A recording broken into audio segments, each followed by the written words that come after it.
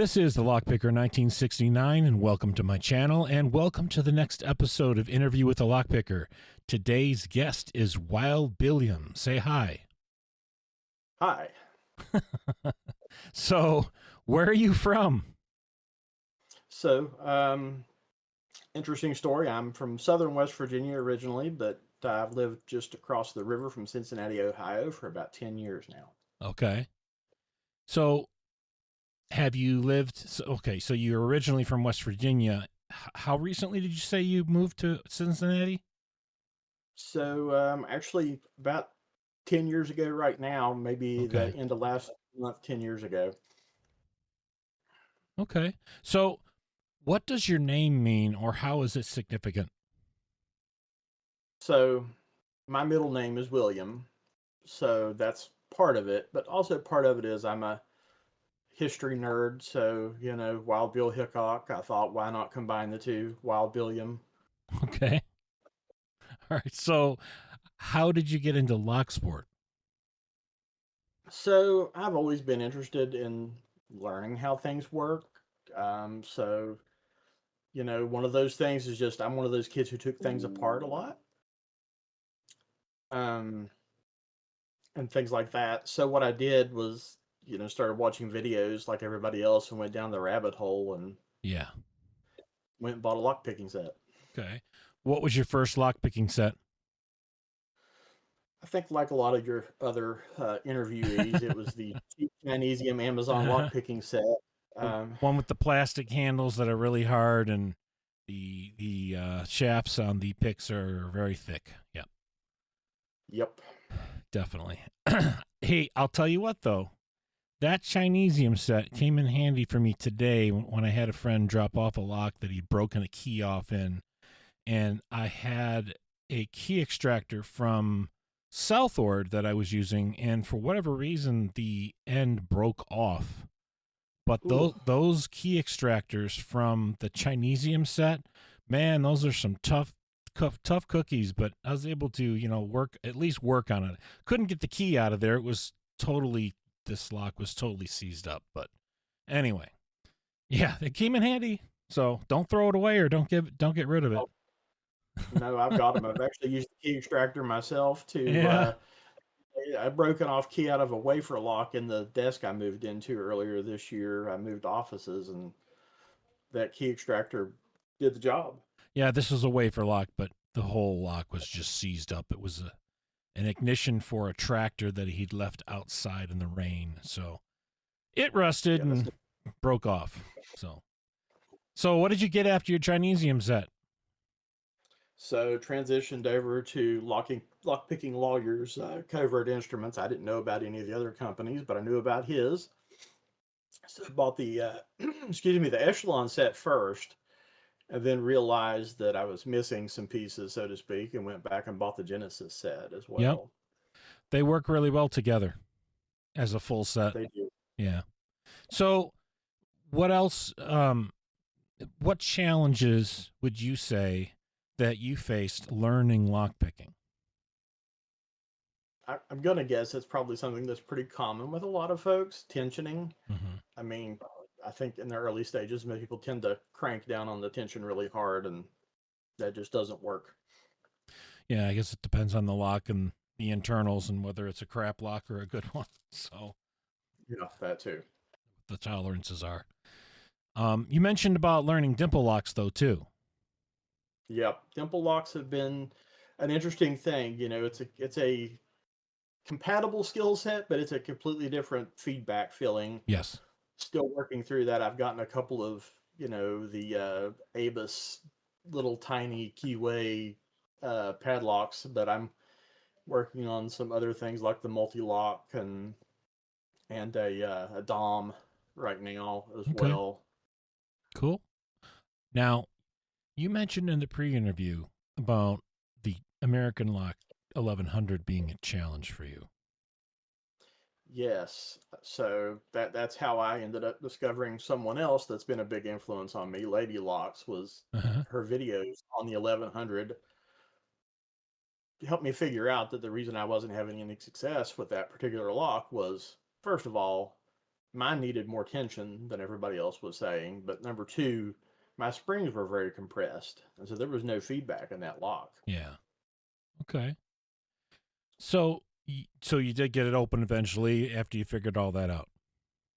Oh yeah, I've bought several other cores and a whole completely different lock since then because they're a good practice lock. Yeah, they are. They're a nice lock to pick. Um, have you done any pack lock Yep, 98 I've done the Pros? 98. I've got three of the. I've got two bodies and three cores for it as well.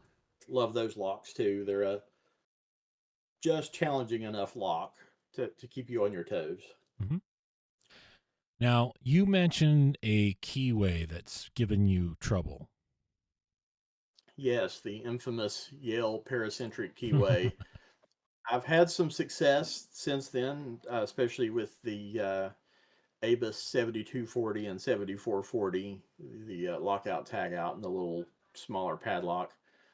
But I still struggle with it, and maybe it's more that it's ABUS than it is that keyway at this point because I can get my CASP 14040 that has a very similar keyway Mm-hmm. open with little effort. So it's probably just me and my naughty bucket lock ABUS. Okay.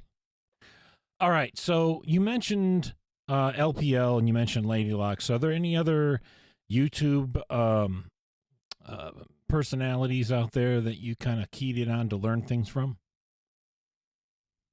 I mean, there's just so many of them. I mean, so many like Lock Noob was Yeah. another one that kind of sidled off of Lock Picking Lawyer, but there's so many people that are doing such great things. Like DMAC, I've learned so Oh much yeah. about challenge.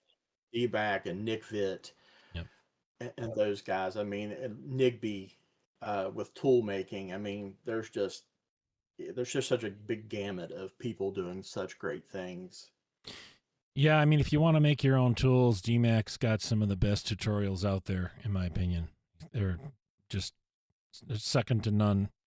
But he covers a lot of different things too. He also covers a lot on making different pins too, which I you know took his methods and tried to master them. That making pins that way. So definitely enjoyed watching DMAX stuff. But so I would imagine then you got into the community. So how were you introduced to the community, or how did you get into it? So Sandman, of all people, was another, doing some research on things and came across his video on the belt system Mm-hmm. and looked into the belt system. So that was, I actually went back and looked at this to think it was in late June this year. We were on vacation in Florida for 2 weeks. So I worked 1 week of it. And that's when I discovered it. And as soon as we came back, I had to go out and buy locks. So that's when I got my journey started actually in the belt system was in Okay. July. All right. Cool. Cool. So which aspects of the community are you actively involved in today? Probably a lot. I do a lot of the things on the Reddit side, especially for Okay. newer pickers, because if I see somebody that I can tell is struggling with some of the same things I did, maybe I can point them in the right direction or at least to the right people to watch Yeah. or because I'm no expert at this point, but there are lots of others out there that I've seen that, hey, go look at this person's video or that person's video, Mm-hmm. or why don't you try this? This is something I tried that worked, but there are lots of people out there a lot better at this than I am. Well, a little tip for your channel, for your YouTube channel. If you haven't already, create playlists of the videos that you like the most, that you learn the most from. I've thought about that. I have some private things stored that I'm thinking about bringing forward, so that's a great idea. I appreciate that. Yeah, no problem. So you mentioned the belt ranking system with Sandman. So have you been pursuing it? Yes, I'm at blue belt right now. Actually, since we last spoke, I'm one purple belt filmed deep. I was able Okay. to get the Avis Pagoda, the flat key purple belt lock open. Um, I thought I was going to have a SFIC pick to control and pick to operating in the same video, and then something happened to my lock and it locked up. So I took it Oh apart no. and I've lost a top pin out of it that's here in my floor somewhere. I'm hoping to find it and get it reassembled. So I think one of the springs got compressed or twisted up. I mean, it looks like it's fine now, but it happens. Is it a carpeted floor or like a wood It's floor? carpeted. Oh, okay. I was gonna It, say, just take your shoes and socks off and walk around, and you'll find the pin. I found one of them that way with down on the floor with my hands, rubbing and with a flashlight, and you're like, oh, I feel it moving now. But Yeah. When you step on it, you'll know you found it. So, um, I'm sure. is there anything about yourself that you'd like our audience to know that maybe people in general don't know about you? Yeah, I mean, I'll do a couple of things. One of them is tabletop role playing games, Dungeons and Mm-hmm. Dragons, all those things. I've been a fan since I was a middle schooler. So going back into the early 1990s is the one thing. But the other thing is, and I thought of this, recently. My nickname at work is Claven, um, for Cliff Clavin from Cheers, because I am a collector of random facts and knowledge for some reason. It's the things I can remember the easiest. Yes, I So remember one of my Cheers very well. Go ahead. Sorry.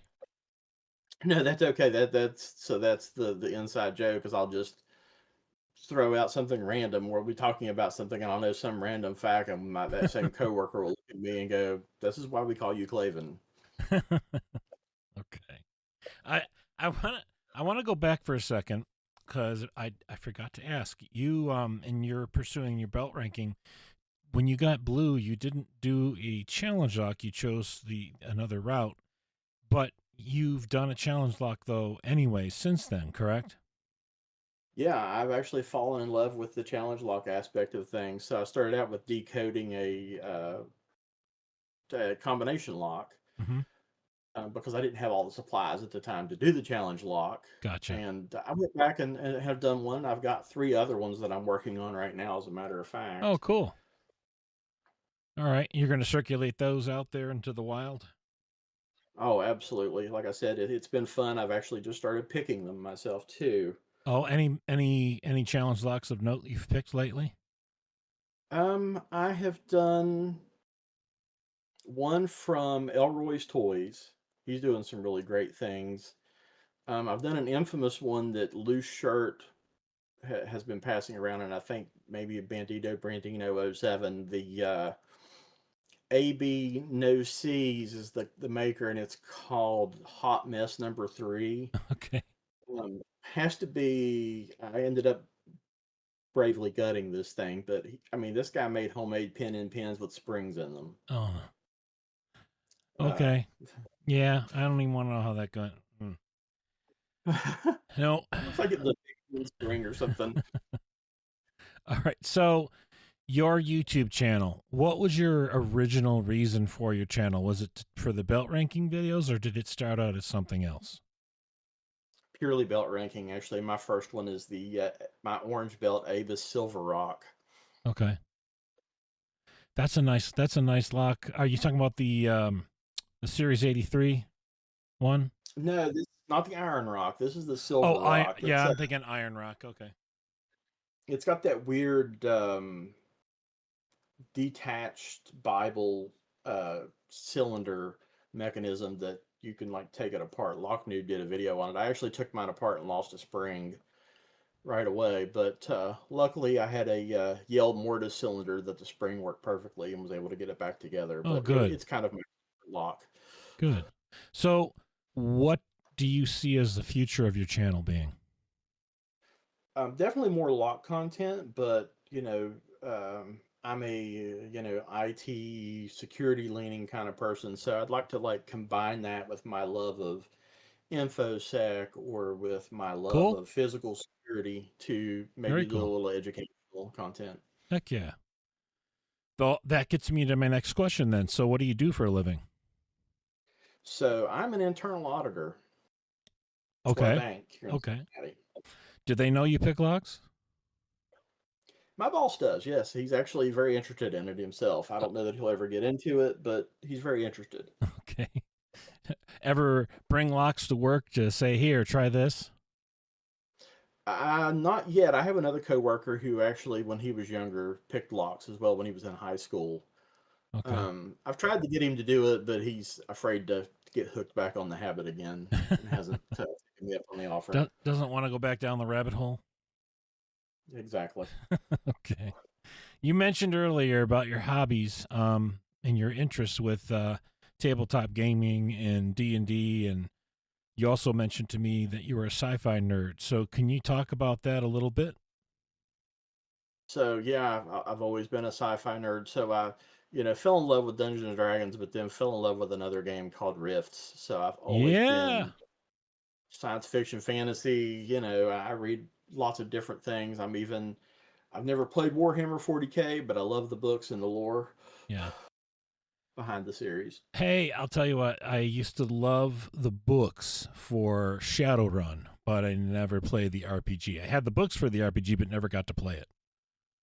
And Yeah, we had a bunch of us had games like that too. I mean, we yeah, all had so many different games that you never have time. There's never enough time. no. Played a ton of Rifts though. Palladium, the whole Palladium system is really, really good. Um, Yeah, I do. I love that system.